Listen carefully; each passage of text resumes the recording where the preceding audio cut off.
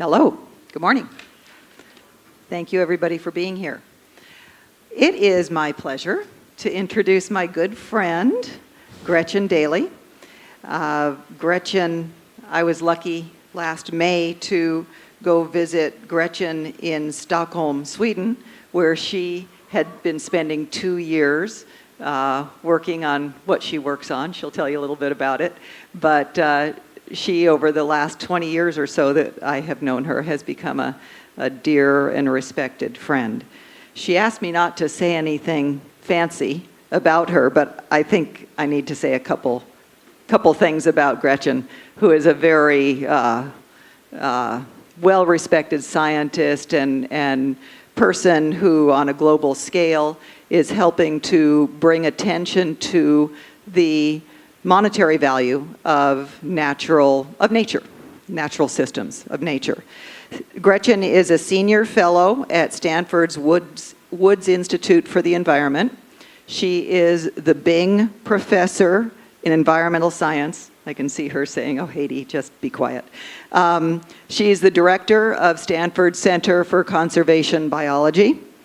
She is the co-founder and co-director of the Natural Capital Project, which I think she'll talk about a little bit today, which is a partnership between Stanford, the Nature Conservancy, World Wildlife Fund, and the University of Minnesota, which, I'll let her talk about it, aligns economic forces with conservation, I think on 4 continents now: Africa, Asia, North and South America.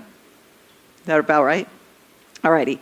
And Gretchen has also authored a number of scientific papers and some books, including this wonderful Power of Trees. Chuck Katz is also here today. He is the fabulous photographer whose artwork is featured in this book.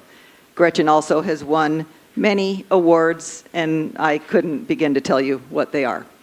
Anyway, here's Gretchen. She's a wonderful human being. Thank you, Heidi. Thank you so much. Good morning, everybody. Is the sound right? Okay, great. I first off have to say what an honor it is to be here, and especially to be introduced by Heidi. She's someone, as she mentioned, that I've known for about 20 years and whose values I've always been so deeply inspired by, and whose efforts to kind of live by those values. And I have just been kind of transformed reading all about what California Relief is doing and all the different member organizations and other people here. Some really legendary people who obviously got things going a long time before maybe many of the younger people in the room would realize, and there's so much to be thankful for. So what I think my main role is here is to try to bring more of a global perspective as we dive into where we could head in California, where we are heading, and what bigger aspirations we might put forth. Because worldwide, it's stunning to see the change. Much of it inspired, I think, by what's going on here. But it's stunning, and I'm going to highlight a couple of places that you might not think of as being way out in the forefront. But they are, and I'm just going to touch on kind of the economic, the social, and the environmental dimensions of this change that we're all seeking to bring. I also just want to shout out, since I see Ted is still here, that was tremendous to hear about LA's, framing of infrastructure, design, and investment. And I know I'm going to come away from my experience today with a lot to remember and think about. So I'll dive in now, but I welcome you, to interrupt at any time and throw out some questions or objections or send chocolate kisses up this way. Breakfast was a long time ago. So how do I advance the slides? Okay, here we go. So we all know that the planet is urbanizing really rapidly, and that most people now live in cities, and by 2050 it's going to be maybe 2/3, even more, of all people for the first time in human history. We're a bunch of monkeys. We're from the trees.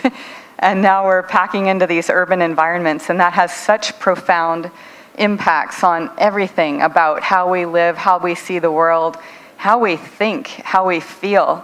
I was struck how Ted touched on that, and my close colleague, Greg Bratman, will be talking, you've got to stay till lunchtime, about the mental health implications of living in cities and of reconnecting with trees. But I was able to reconnect with trees. It was heaven just this past weekend up in Big Basin. I wanted to start out with sort of California's best. My good friend here from Romania had real trouble with her marshmallows. Every marshmallow caught on fire.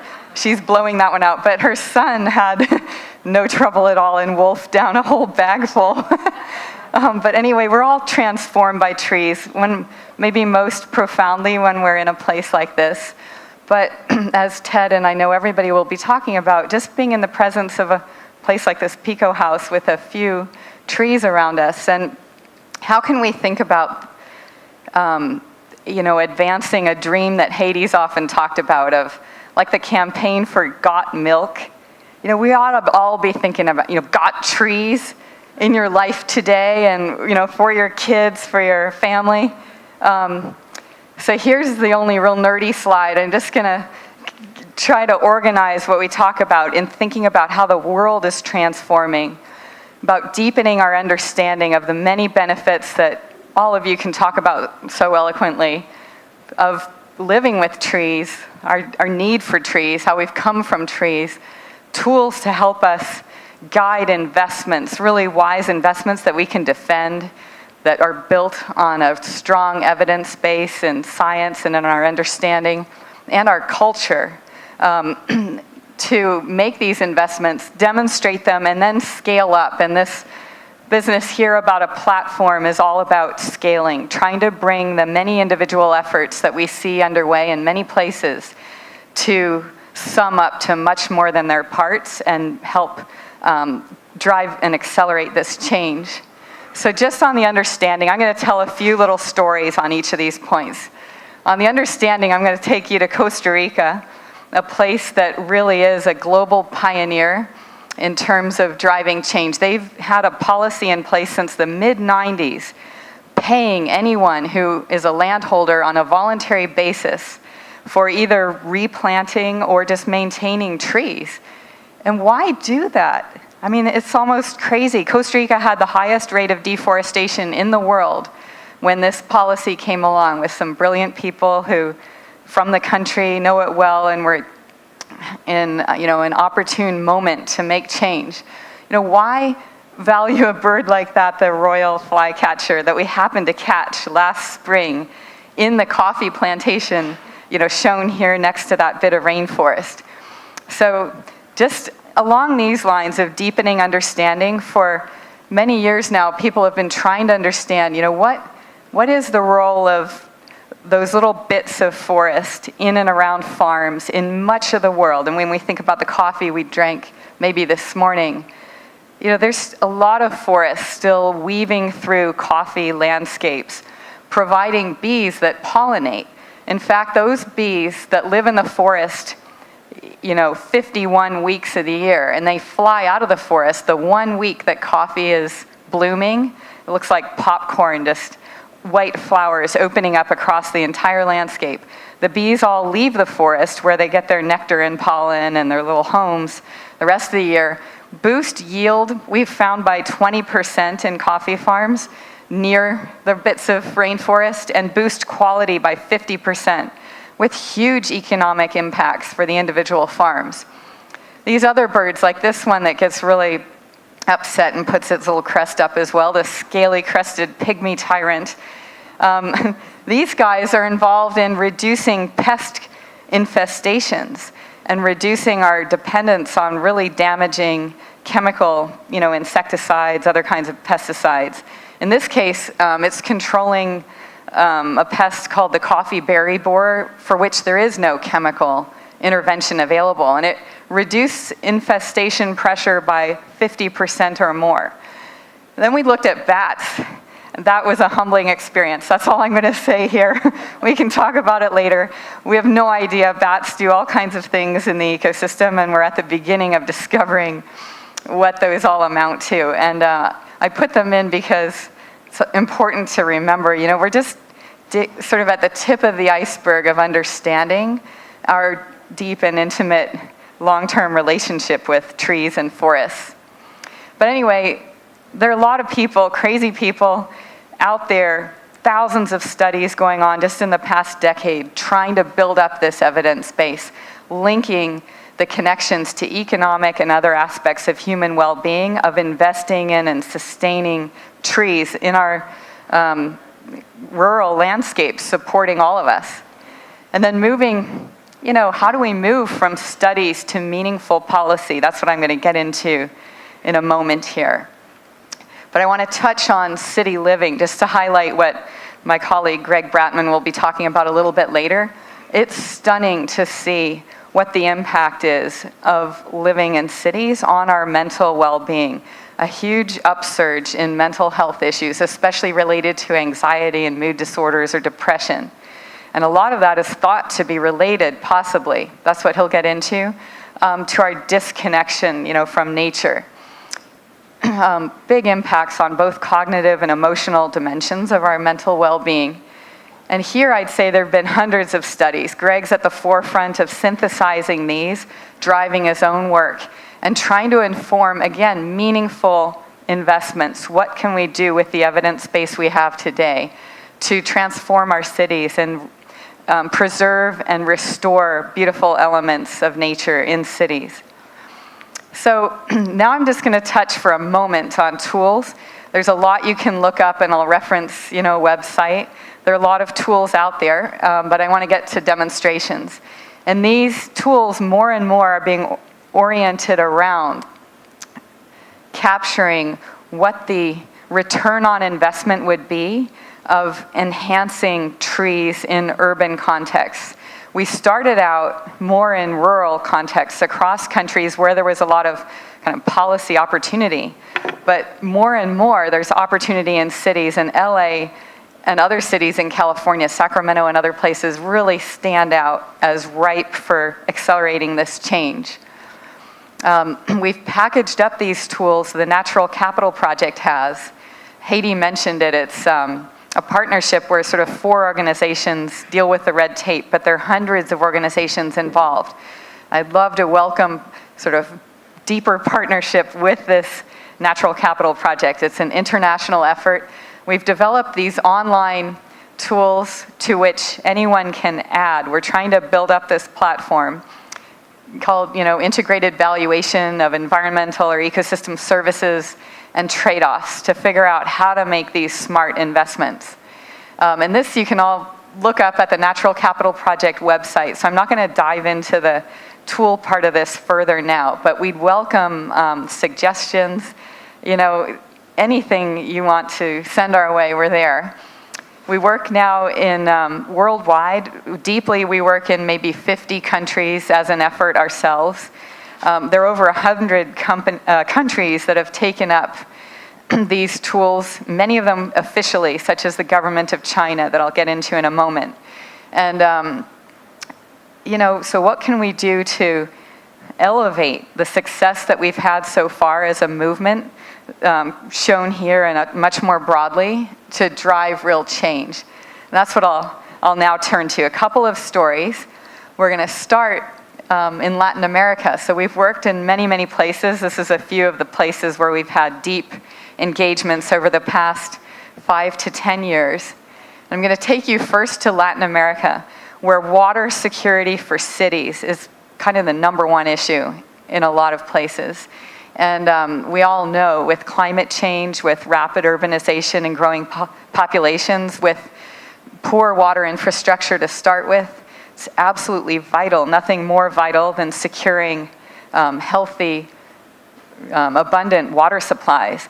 And what this means, and all of our work means, is just changing the way we think and not thinking about the water. I know none of you do this as coming out of the tap, but coming from a world away often, culturally, geographically, in other ways, from people living up in the Andes whose livelihoods seem so disconnected, often different languages, different histories, and yet the way people up in the upper reaches of watersheds make their livelihoods has a profound impact on water security downstream. And getting users downstream, whether it just the big urban centers or water, just consumers and households, big corporations like FEMSA, bottling company, hydropower, serving electricity to cities, thinking about the origins of water supply, quality and abundance, timing of flow is vital, and connecting, making a connection to the upstream communities and cultures, and a connection that involves this deep understanding coming together and real incentives.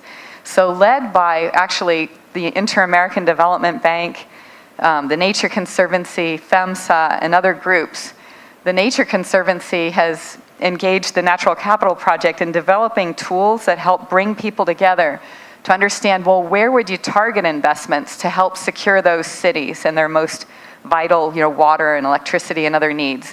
Where would you protect forest? Where would you replant forest? Where would you improve, just agricultural practices? So the tools let you scope that out for these huge reaches across, say, the Andes. And this is just one example from Colombia. Colombia and Ecuador were the two first countries to really drive this and set up in 12 cities, among them since about 1996, 12 major water funds that involve downstream people in the major cities. Here's Cali, investing in the upstream people and in their livelihoods to transform what's going on a voluntary basis. And what we can see here, these are all the watersheds. Sorry, I'll just walk over here. In blue, these are all the watersheds where if a drop of rain falls, it's going to flow down to the point over to the left, the low-lying area, feeding the cities. And this is the Tulua watershed right here, reoriented. So up at the top, you've got mountain ridges and some existing forests. You have a lot of people farming. And what would you do where? How would you invest if you kicked off a water fund and you're the city wanting to improve water supply, and by protecting forest, maybe up at the top, reforesting in some of the areas in blue, adding trees into areas that are used for pasture, fencing, just kind of enriching the understory vegetation to help purify, maintain water purification as people are farming. So this is just one little example with the initial fund. It all starts small. I love that Kenyan poem, just get started. And that's what's happening here. So with Invest and other tools that we've developed, you can pinpoint, what to do where in these watersheds based on your budget level. So here, if you've got a budget of $10 million on the left versus 25 million, what return on investment might you expect from different types of investments in controlling sediment, for example? It's just to give you a taste of how these tools work. And now they've been adopted across 40 cities in Latin America, and these are the big cities, almost all of the capital cities. And in fact, there was a meeting in June in Colombia again, where many, many other cities signed up. People came from around the world to see what this movement that's being led in Latin America, and kind of the standardized approach that's being developed. So obviously you want to be really flexible, resilient, tailored to local circumstances, build on what you have and get started, but at the same time, developing kind of standards as to what has worked in just the basic eco-hydrology. If you put trees out there, enhance the ecosystem, how does that improve the water supply? The financing, how do you manage those funds? Who contributes on what terms? Right now it's voluntary, but we're hoping in the governance process, each city has a secretariat with membership from upstream communities as well as people in the cities. There are usually many social objectives beyond just the eco-hydrology. So in Colombia, for example, there are many peace and justice groups involved in trying to create new opportunity out in the countryside areas where civil war has been raging for a long time. And these governance units, institutions are being strengthened through this process. People meet several times a year to compare notes on how all of this is unfolding. And we're just now raising the funding to start monitoring, which will be crucial, I think, eventually, to prove out the merit of the approach. And so Africa is really interested, and China, where I'm going to move next, are really interested. And we've set up a water fund in Nairobi, in the Tana Basin, and are aiming to, now the ambition is to try to, now that we have these demonstrations, these individual cases, to move based on the power of the approach and try to apply them and tailor them to other places worldwide. So I'm going to make a quick switch over to China, and then we'll open up for discussion. So you might not know of this. I don't know how many people here know China well, but amazingly, despite all the destruction that you read about and that is unfolding there on the environment front, the highest leadership in government has promoted China's dream as becoming the ecological civilization of the 21st century. And this might just sound crazy and unbelievable, but there's a huge investment being made in this. That's what I'm going to show you now. Whether this dream, comes to reality, no one knows. No one knows whether any of our dreams will, but they're dreaming big, and it's really inspiring to see. So in China, it's all about, in the translation from Chinese, about harmonizing people and nature at a very deep level, going back to Confucius, to Buddhism, to Eastern philosophy, and building on those roots and trying to apply them in a world that's so starkly different today, with so many kids. I always cry when I read the newspaper there, writing little letters in saying, Mommy, I've never seen a star, and I don't really believe stars exist. It's so difficult living in the cities there. If you've been to a big city, especially in wintertime in China, with the smog and things like that, and yet reaching for this dream of connecting to the cultural and natural heritage. And what China's done to start realizing the dream, and we just came a long way, this is leading into the idea of a platform, is they've pulled together more than any other country in this era of big data. They've pulled together this system of ecological accounts. We talk about nature as a type of asset. We hope, to promote that idea as one that we feel deeply and not just reduce everything to a little price tag or something. But if we believe that nature is an asset, how do we track its value? We don't have a system of accounts here, really. We have all these little piecemeal things. So China has started developing a national system of accounts where you can look up exactly how many calories of food, of every different food type, and there's like 1,000 vegetables in China, was produced on each little bit of land across the country. You can look at carbon sequestration and see where across the country, and this is for the past 10 years, there's been high sequestration rates. There's been huge reforestation in China over the past, since about 2000. And you see in most places, sorry if you're red-green colorblind, but in most places there's green, a few red spots where there's deforestation going on. And I should mention here, why China did that? They had, absolutely biblical flooding in 1998. And that was it affected millions of people, lost their homes and livelihoods. Many people lost their lives. It's thought to, who knows how to calculate the economic impact of that? A lower bound estimate is $35 billion, not really counting the value of lives.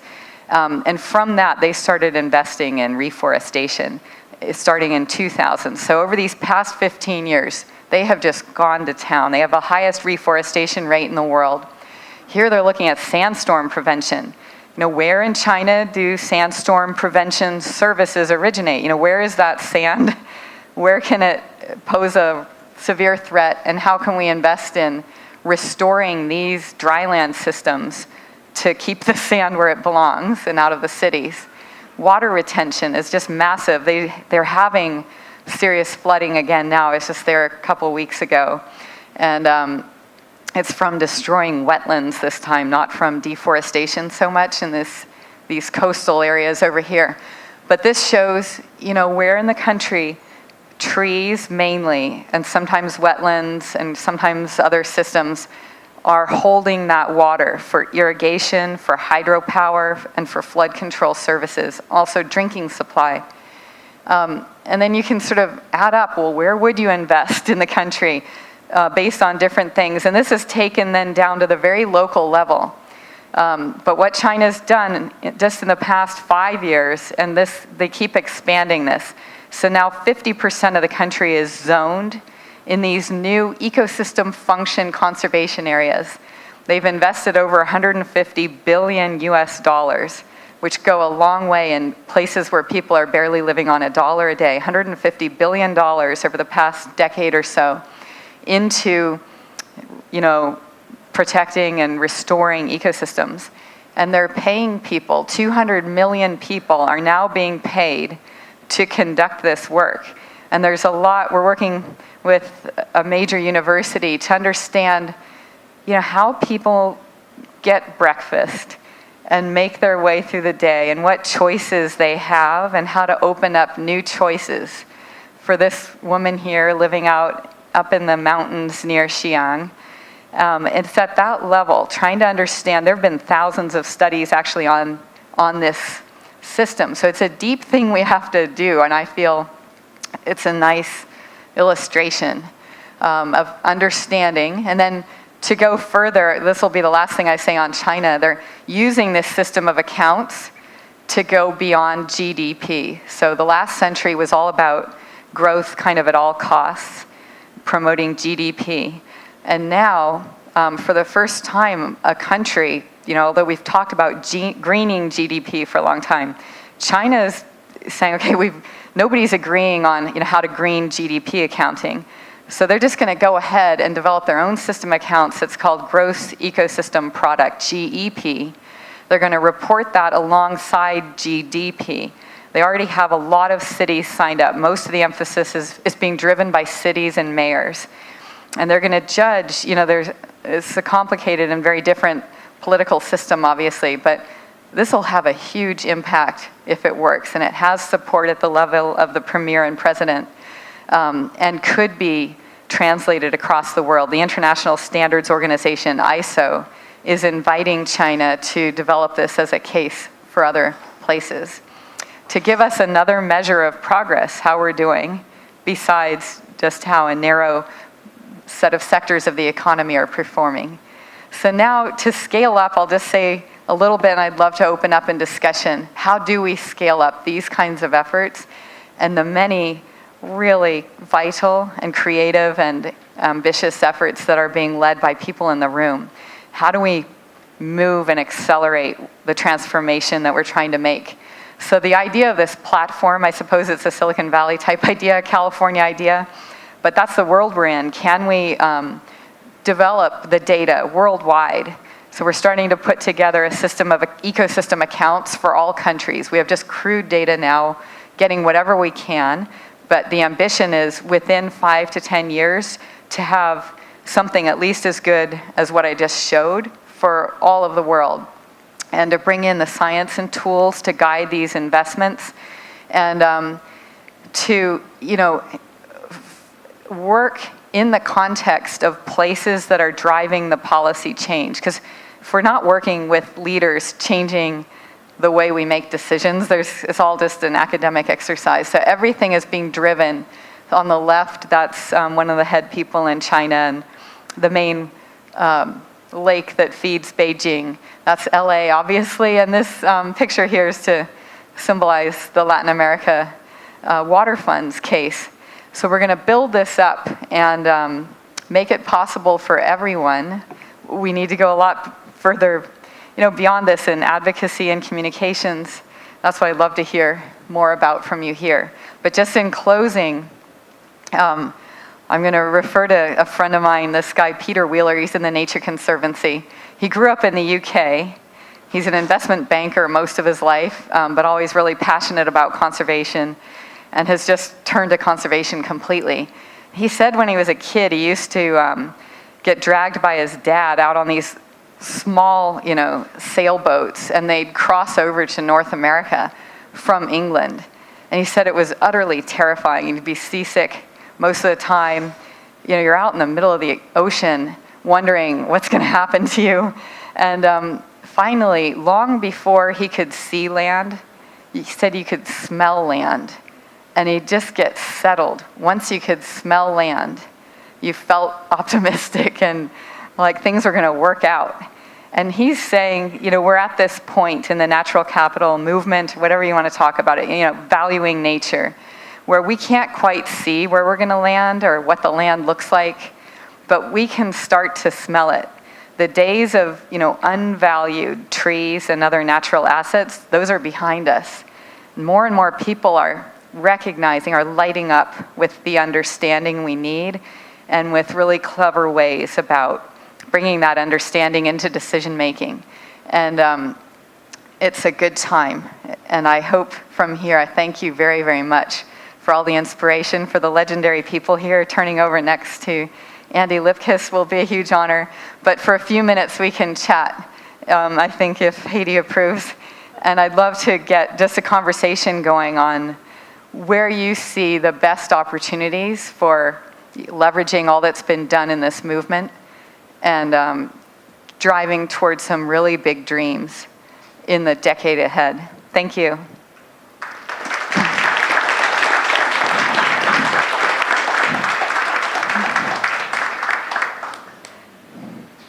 So if you have questions, please come to the mics that we have set up so that everybody can hear them. Here's one. Should I just hand you the mic? Okay. Yeah, hi, Gretchen. Terrific, as usual, your amazing presentation and work. My question is, once you, let's say in China, how do you envision the next step of the dialogue with the policymakers in terms of integrating the data into their development plans? Okay, you've hit on the really key dimension of all this. Unless we kind of lock in what we're up to, our dreams, our goals, into real plans, into real policy and changes in management that are durable and meaningful in their impact, we haven't really done much. It's more we're just talking about these stories. And I have to say, in China, I'm not going to go into detail because every time I go there, I carry these notebooks around with me, and when I'm in my normal life, I fill up a notebook every 5 to 6 months. Then I go to China on a trip, and I sort of fill up a whole notebook. So everything is different there in really fascinating ways. But governance-wise, there's engagement at every level. That's one of the nice things, actually, of being in such a structured governance system. But there's policy change happening at every level, from counties up to cities. Cities usually comprise many counties, and then up to provinces and nationally. There are revenue streams, sort of payment streams, going into investments at all of those scales. All of the work has to be demonstrated and proved out before it's scaled up as a policy. So they're typically like 3 to 4 high-level demonstrations that are underway, and we're in the thick of those now. 2 of them have to do with water security for cities. There's a ton, actually, it's amazing, on the mental health front within cities, and on kind of water and air quality in cities. Those are the 3 highest level issues: water and air quality, which we read about a lot here, but also the mental health side of things in cities is driving the investments there. The real challenge is making those policies effective. There's a lot of corruption. There's this huge anti-corruption campaign and stuff like that. There is everywhere in the world. How do you make a policy effective? That's, I think, the biggest trick. And that's the reason I showed the picture of the woman at her home in the mountains. It's trying to understand what options they have, and how to shift their option set, how to open up new options for a more sustainable approach that would work, and where payments actually work. That's where the research is focused now, on how to make sure that these massive investments are working. So the government worries that the $150 billion US dollars invested has been invested very inefficiently and has gone to a lot of other things besides restoring ecosystems. But with those little maps I showed of the ecosystem accounts, they have had significant improvement, we just reported, over the past 10 years. So there has been a return on that investment, but they want to make that a lot more efficient. But it's at every level.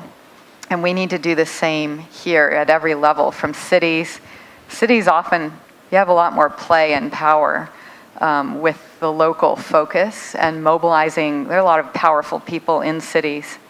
And then applying that pressure at the state level, we have opportunity. But I'd love to hear from others on, what are the key opportunities and whatever is on your mind. Good morning. I'd like to respond to your invitation to talk about water security. Want to say who you are first so we all know? I'm Lee Ayers with Tree Fresno. Great. And we're located in the San Joaquin Valley, and we're mindful of the impact of the deforestation of the Sierra, over 60 million trees lost, the drought, and all the attendant impacts on water security. We've been conversing with a variety of people on what we should do next, and it reminds me of how powerful special interests are in California, because we worked ourselves to a state of paralysis, it seems, and it's only recently that we implemented groundwater regulation. Is there any way you could step into California and take a look at water security for the Bay Area, for the San Joaquin Valley, and try to bring people together who otherwise may just fight to a standstill? Okay, that's a tall order, but I feel passionately that that's the kind of vision we need to lay out. I don't know if you happen to read in the San Francisco Chronicle, any of you, look up, I think it was Sundays, it was one of the weekend papers this past weekend, a look at forest change in California and predictions for the future. It is frankly terrifying. And we have to get on top of what's happening. It's unfolding so quickly, the forest dieback right now. And the prediction is that even with several years of heavy precipitation, that the dieback is going to continue. There's just so much already entrained. And the implications for water security and also potentially for air quality are really tremendous. So let's go further in elevating issues around which we ought to be collectively focused on. Our power is going to come in being really focused in what we aim to do together. So let's hear some other suggestions. Reactions. So, I'm Allegra Mautner. I'm with Friends of the Urban Forest. I'm the tree care manager there. I kind of going on that same note, I guess, how does everyone, or you specifically, see the importance of previously considered invasive species in helping us kind of combat the deforestation we might be seeing, and how does that play into maybe even China's conservation efforts? As we're having a changing climate, I see it doesn't really make sense to try and go back to the way we were before if we're going to have a completely different climate in a lot of places, and specifically California. You're making a really good point, and I'd say the whole community in conservation has moved a lot in understanding and thinking about non-native species. Now, invasive species sometimes refer to those that just cut loose and kind of take over everything, and they're often, you got to be really on guard. But with respect to the novelty of the situation that's opening up, we have to have that front and center and expect that we're going to have very different ecosystems. For the next generation of people is not going to grow up in the same kind of ecosystems. And if we're going to have healthy ecosystems, we have to think ahead and be very strategic about finding, the right place and the right tree for the right place for the right reason. And that will often mean, I think, especially in the, I don't know, I'd love to hear reactions on this. In the short run in China, they've planted actually a lot of Monterey pine from California. And it's because it was what they had, after those floods in 1998, with so many people, millions of people affected, they just needed to go in and get trees back on the land. So it made sense to go for non-native species, given what was known at the time and the emergency that was unfolding. But now people appreciate that, native trees in many cases, they might be from other parts of China, but closer than the Monterey pine, will do better over the longer run. And one of the criticisms of their reforestation is that many of the functions, the ecosystem services, are not there, or certainly not at the level they could be at if they transition to more of a native mix. And so that's what they're aiming to do. I think California, I'd invite Haiti to respond on this one. We've talked a bit about it. We have to be really careful and mindful, but open, thinking about we're going to get very different ecosystems and what makes sense here. Just in response to that, I think I do think that you're correct. I think that we will be needing to look at new species, species that I think Greg McPherson's going to be talking about a little bit later, because he's been doing some work on what he's looking at as resilient species for climate change in California. And I think it's something that will be a moving target. I don't think it's going to stand still. Yes. Hi, I'm Liz Skurzat with City Plants. I was wondering, when you talked about the woman in China and how to expand her options, what options does she have, and how are you expanding them? Okay, so that's the key question. What options do people have today, and how do you expand those? That's extremely context specific, but I'll elaborate a little bit in a way that hopefully will be illustrative and applies to Latin America too. In all these cases, they're in many ways, highly impoverished people making a living on land that was kind of the last choice, and developed only when the more productive low-lying land was all taken. So in China, there are many people farming on very, very steep slopes. We don't show the mountain behind our home, but it's not a productive area.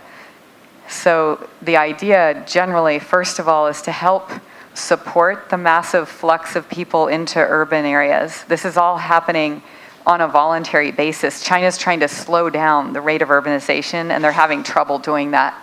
People are just kissing these mountainous areas goodbye. And in a way, it's potentially an opportunity to help then secure the really fragile systems that are not good for food production. There isn't much of a trade-off there, very low yield of anything. And instead, focus on opening up new livelihoods in cities that would be sustainable. And then in the rural areas, create local economies that are based on what ecosystems there could actually support. So in one of the key demonstrations around Beijing, for example, it's up in the mountains about 100 miles north of Beijing, say. They're opening up its many different and new types of agriculture that are much better suited to the place. And it's opening up other kinds of things like tourism and beekeeping, and just, it sounds kind of silly. And there's not rocket science there, but in a way that's a relief. It's like what happened in New York City with their, essentially a water fund back in the 90s that's still going.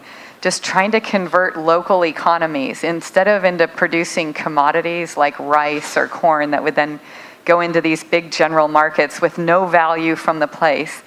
Develop higher valued locally based and more sustainable economic activities. But it's really tough. The population in rural places is aging significantly. It's not an easy thing, and it's a transition phase. Many older people are being supported by their younger relatives working in cities. So it's trying to smooth that transition in many different ways beyond just thinking about the environment, but about all aspects of well-being. But really restructuring local economies, and the $150 billion that's gone into this through the 200 million people. It's mostly in getting people to plant trees, stop farming on steep slopes or right near rivers, things like that. Just completely restructure the land use map and the economy, built on that. It's a challenge, but it's really inspiring to see it happening, and it's happening in Latin America also. Maybe one last question. I don't want to cut into, are you giving me the hook? Yes, I'm. Okay, if you want to take one. Okay, I've had the hook. Thank you.